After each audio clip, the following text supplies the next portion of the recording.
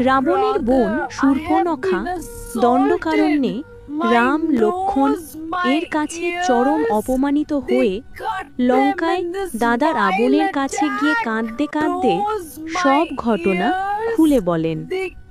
লঙ্কেশ্বর রাবণ রাগে জ্বলতে থাকেন এবং চরম প্রতিশোধ নেয়ার অঙ্গীকার করেন।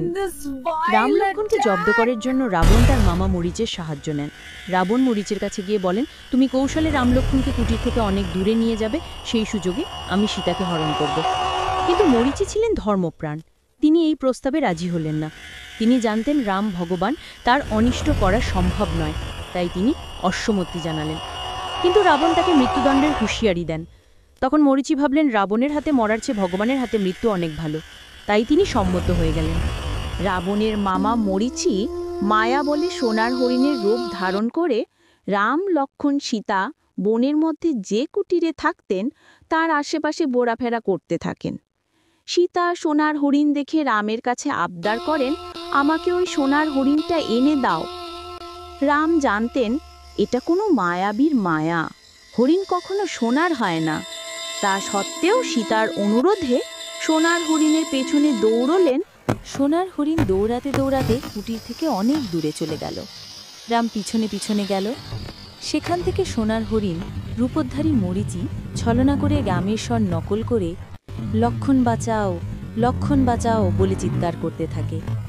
কুটিরে সীতা রামের আর্তনাদ Lakshman, please, you must go protect Lord Rama. I cannot bear the thought of him in danger. কিন্তু সীতার মন মানে না। তিনি লক্ষণকে নানান রকম কটু কথা বলে যাওয়ার জন্য বাধ্য করেন।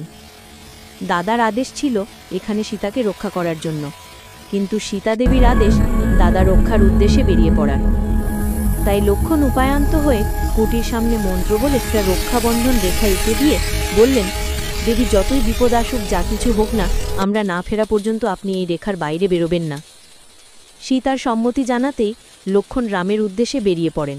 সুযোগ বুঝে রাবণ সীতার কুটিরের পাশে চলে আসে এবং সাধুর ছদ্মবেশ ধারণ করে সীতার কাছে ভিক্ষা চায়। সীতা গণ্ডির ভেতর থেকে ভিক্ষা দিতে চাইলে রাবণ অস্বীকার করে। তারপর রামের বংশকে অভিশাপ দেওয়ার ভয় দেখিয়ে সে তাকে গণ্ডির বাইরে নিয়ে আসে এবং তাকে হরণ করে নিয়ে যায়। রামায়ণের পরবর্তী অংশ দেখার জন্য চ্যানেলটিকে লাইক এবং সাবস্ক্রাইব করে রাখুন। ধন্যবাদ।